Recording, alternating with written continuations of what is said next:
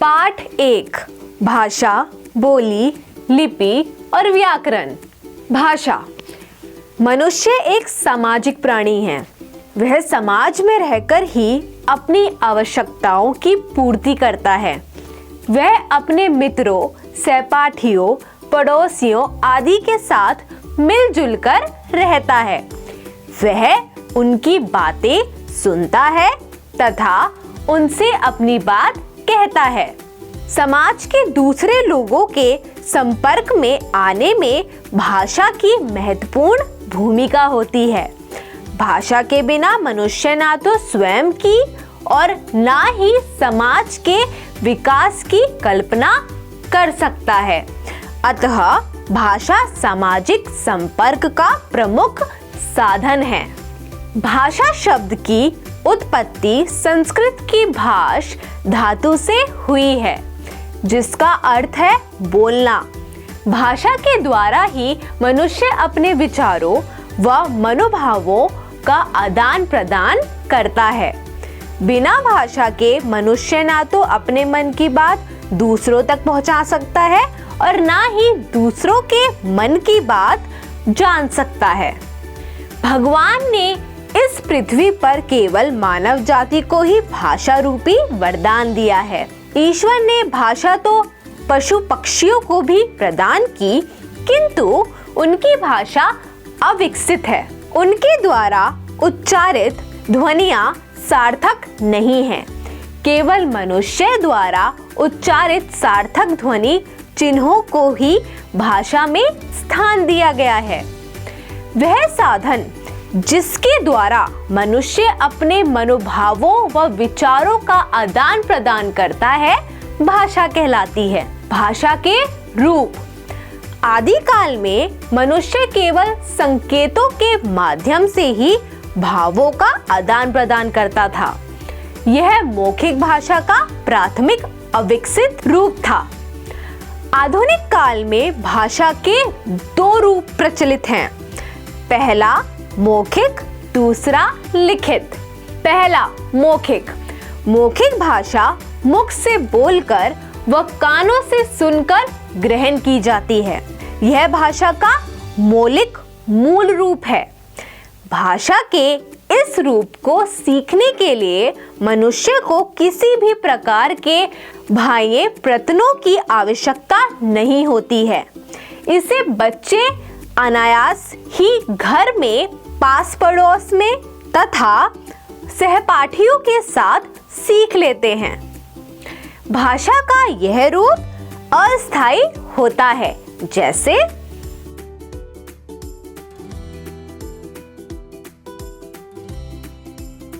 सुजाता के विद्यालय में वाद विवाद प्रतियोगिता हुई।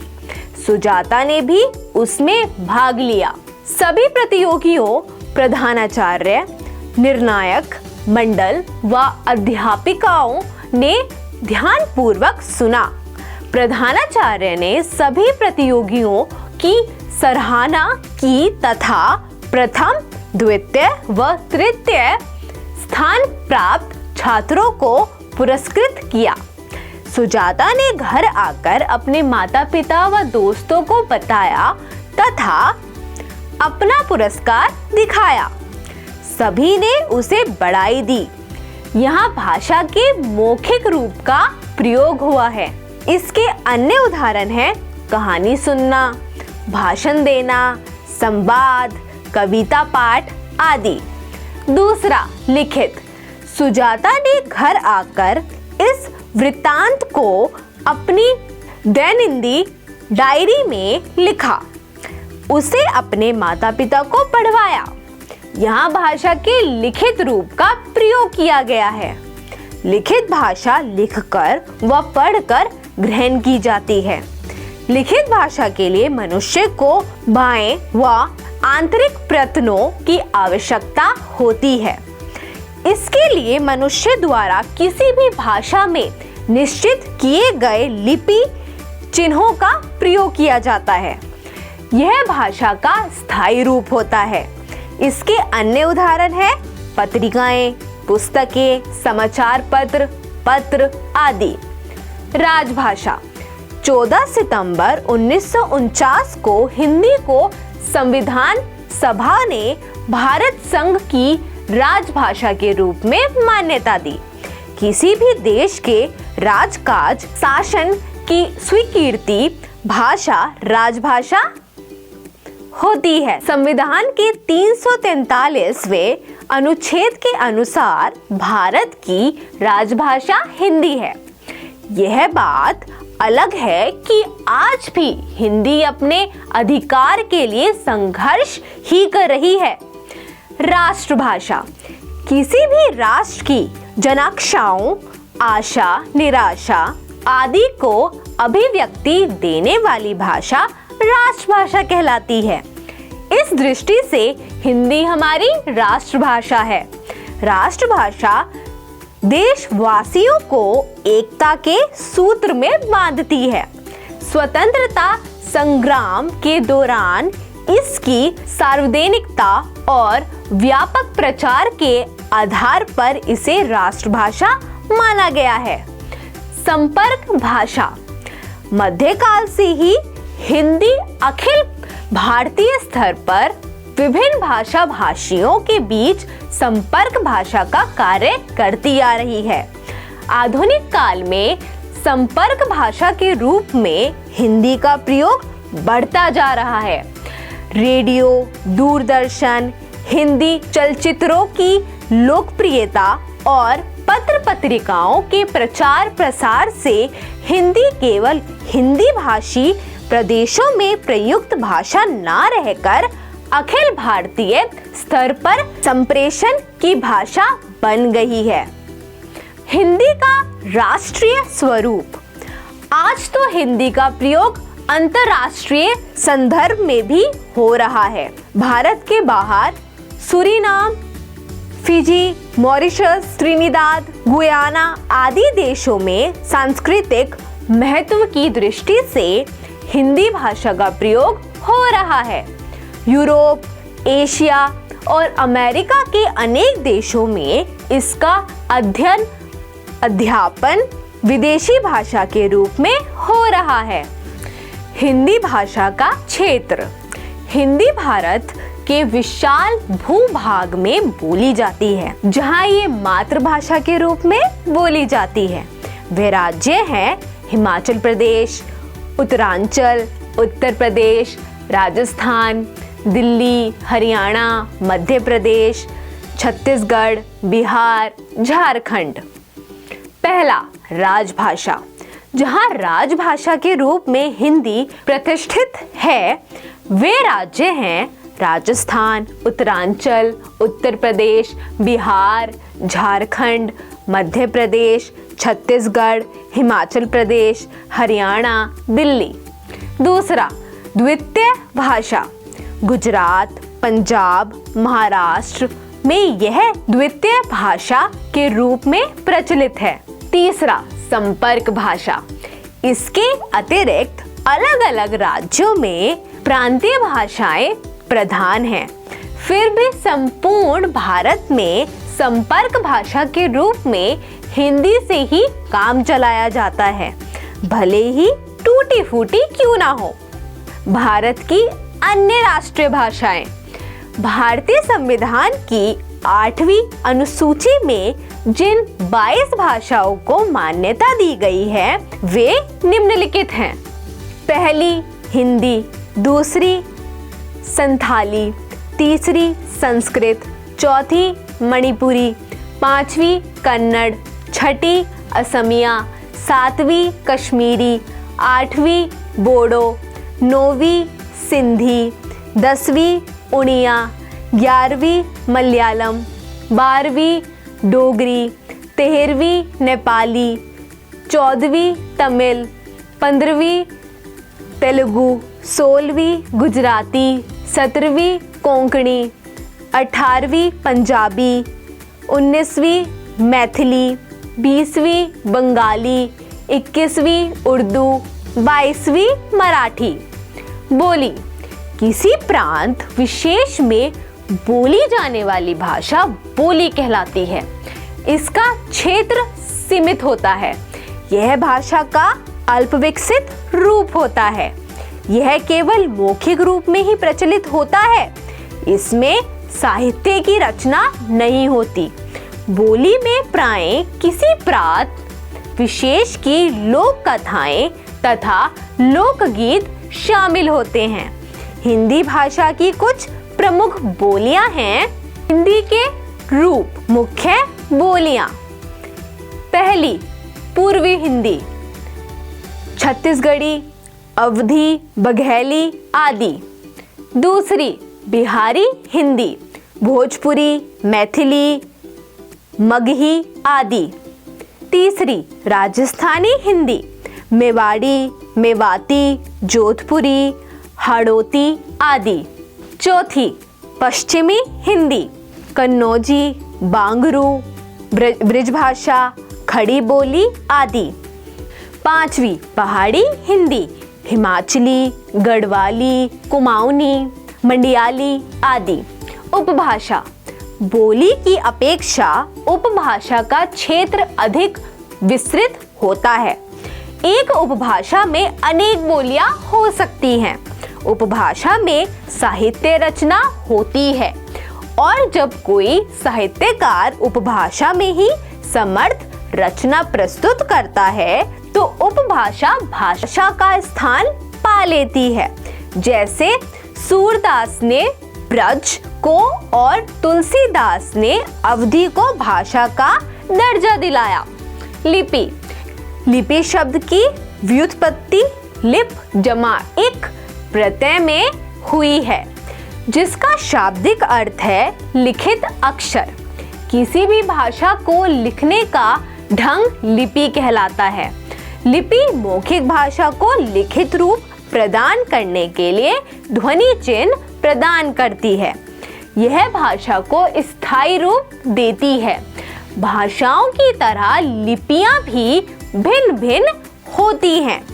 हिंदी, संस्कृत, मराठी, नेपाली, कोंकणी, संथाली तथा बोडो आदि भाषाओं की लिपि देवनागरी है। देवनागरी लिपि बाएं से दाएं की ओर लिखी जाती है। देवनागरी लिपि का विकास ब्राह्मी लिपि से हुआ है। कुछ अन्य भाषाओं की लिपियां निम्नलिखित है। हिंदी देवनागरी, संस्कृत देवनागरी, अंग्रेजी रोमन, उर्दू फारसी, बंगाली बांग्ला, पंजाबी गुरुमुखी। एक से अधिक भाषाओं की एक ही लिपि हो सकती है। लिपि के कारण ही मनुष्य अपने विचारों व साहित्य रूपी कोश को भावी पीढ़ी के लिए धरोहर के रूप में सुरक्षित रख सकता है। साहित्य, हिंदी भाषा ज्ञान के उस सागर के समान है जिसमें अनेक भाषा रूपी नदियों का समावेश होता है। किसी भी भाषा के ज्ञान रूपी भंडार को ही उस भाषा का साहित्य कहते हैं। किसी भी भाषा के साहित्य को अर्जित करने में सदियां बीत जाती हैं। इसमें ज्ञान की बातें निहित होती हैं। भाषा के संचित ज्ञान रूपी कोश को साहित्य कहते हैं। साहित्य दो प्रकार के होते हैं। पहला गद्य साहित्य, दूसरा पद्य साहित्य। गद्य साहित्य, साहित्यकार जब सामान्य रूप से बोली जाने वाली भाषा में अपने विचारों का वर्णन करता है तो वह गद्य साहित्य कहलाता है। इसके उदाहरण हैं पत्र, निबंध, नाटक, कहानी, जीवनी, लेख, संस्मरण आदि। हिंदी साहित्य के कुछ प्रमुख गद्य साहित्यकार व उनकी प्रसिद्ध रचनाएं हैं। गद्य साहित्यकार रचनाएं: रामवृक्ष बेनीपुरी, पतितियों के देश में, अम्बपाली, चिता के फूल आदि। यशपाल, ज्ञानदान, अमिता, दिव्य आदि। जयशंकर प्रसाद, चंद्रगुप्त, संकंदगुप्त, ध्रुव स्वामिनी, नाटक आदि। सर्वेश्वर दयाल सक्सेना, काठ की घंटियां, कुआनो नदी आदि। महावीर प्रसाद द्विवेदी, रसज्ञ रंजन, साहित्य संदर्भ आदि। पद्य साहित्य, साहित्यकार जब अपने विचार काव्य शैली में व्यक्त करता है तो वह पद्य साहित्य कहलाता है। गोयता इसकी प्रमुख विशेषता है। इसके उदाहरण हैं दोहा, छंद, पद, कविता, सोरठा, समया तथा कवित्त आदि। हिंदी साहित्य के कुछ प्रमुख पद्य साहित्यकार व उनकी रचनाएं हैं। पद्य साहित्यकार रचनाएं: तुलसीदास, रामचरितमानस, कवितावली, विनय पत्रिका। सूरदास, सूरसागर, साहित्य लहरी आदि। देव, रसविलास, भावविलास आदि। नागार्जुन, नागार्जुन रचनावली आदि। रामधारी सिंह दिनकर, शक्ति और क्षमा, कुरुक्षेत्र आदि। सूर्यकांत त्रिपाठी निराला, अनामिका, परिमल, गीतिका आदि। व्याकरण, प्रत्येक भाषा व्याकरण के नियमों से युक्त होती है और उसके लिखने और बोलने के नियम अलग अलग होते हैं। इस नियमबद्ध भाषा शास्त्र को व्याकरण कहते हैं। व्याकरण द्वारा ही कोई भी व्यक्ति किसी भी भाषा को शुद्ध रूप से पढ़ने, लिखने, बोलने और समझने में समर्थ होता है। व्याकरण वह शास्त्र है जिससे मनुष्य भाषा का बोलने, लिखने, पढ़ने और समझने का शुद्ध ज्ञान प्राप्त करता है। व्याकरण के भाग, व्याकरण के 3 भाग हैं: वर्ण विचार, वाक्य विचार, शब्द विचार। पहला, वर्ण विचार। इसके अंतर्गत स्वरों और व्यंजनों की वर्तनी, बनावट, उच्चारण, लेखन तथा संधि पर विचार किया जाता है। दूसरा, शब्द विचार। इसके अंतर्गत शब्दों के विभिन्न रूपों, संज्ञा, सर्वनाम, विशेषण, क्रिया, उपसर्ग, प्रत्यय तथा अव्यय आदि के भेद, उत्पत्ति तथा प्रयोग आदि पर विचार किया जाता है। तीसरा, वाक्य विचार। इसके अंतर्गत पद, पदबंध, वाक्यों की रचना, उनके प्रकार व प्रयोग और उनके रूपांतरण पर विचार किया जाता है। व्याकरण के इन सभी भागों का विस्तृत अध्ययन हम अगले अध्यायों में करेंगे।